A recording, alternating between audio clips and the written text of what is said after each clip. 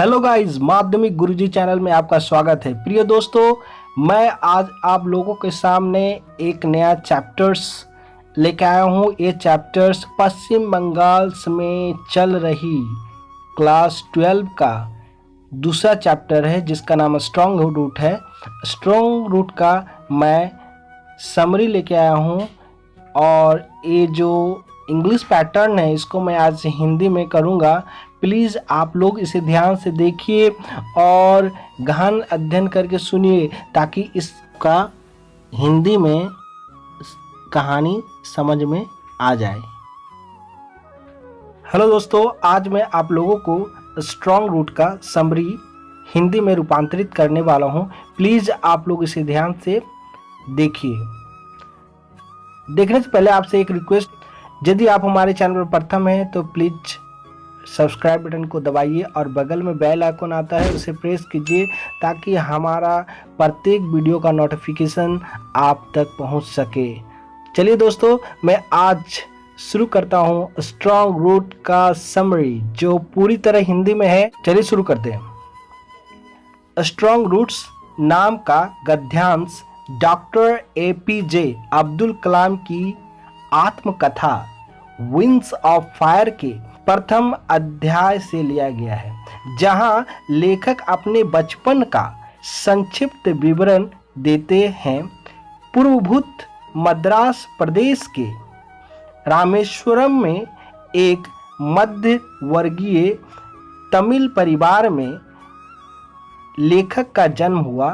पिता जैनुलाब्दीन अल्प शिक्षित, धार्मिक, दायित्वशील तथा अपनी सहजात प्रज्ञा एवं आध्यात्मिक विषय में अपने ज्ञान के लिए इलाके में सुपरिचित थे। माता आसियम्मा उदार चित्त की तथा अतिथि स्नेही थी। रामेश्वरम के मुसलमान प्रमुख अंचल के निवासी होते हुए भी लेखक उस अंचल के हिंदू अधिवासियों के साथ सौहार्दपूर्ण वातावरण में निवास किए हैं। उनके पिता का इलाके के मस्जिद से प्रार्थना करके आने पर धर्म वर्ण निवर्शेष अल्पसंख्य लोग लेखक के धार्मिक पिता का स्पर्श कर मंत्रित पवित्र जल इस विश्वास से लेकर जाते थे कि उनके सेवन से रोगी स्वस्थ हो जाएगा। सांप्रदायिक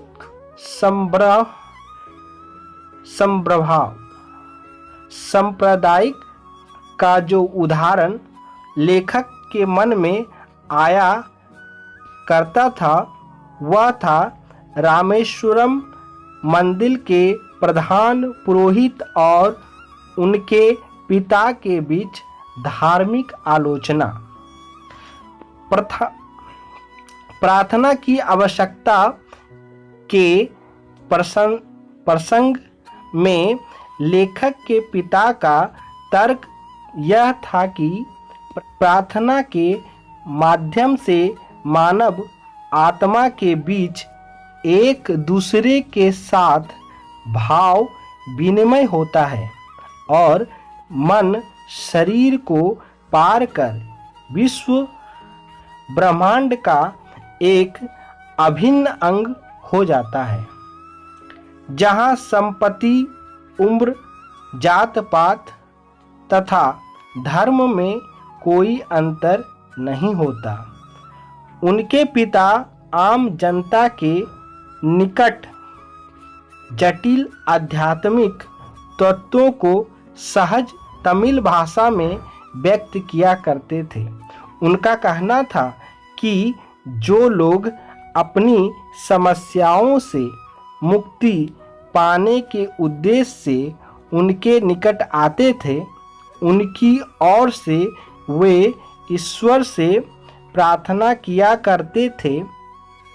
लेखक का कहना है कि बचपन में उनके पिता जो मौलिक सत्य उनके समक्ष उपस्थित किए थे, उसे जानने और समझने के लिए वे विज्ञान और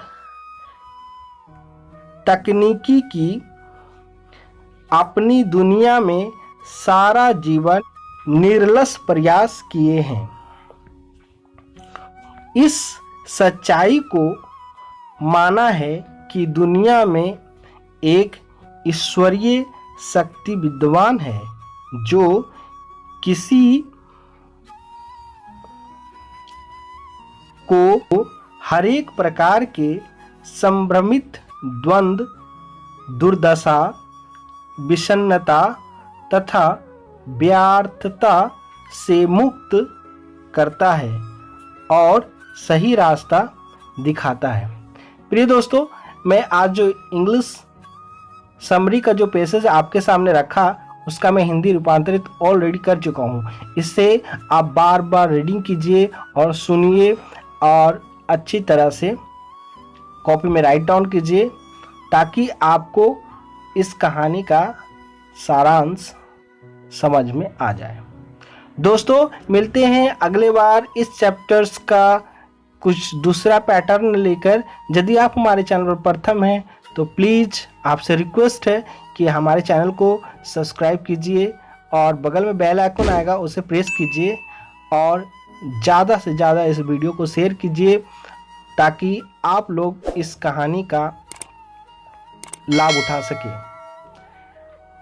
मिलते हैं फिर अगले वीडियो के साथ।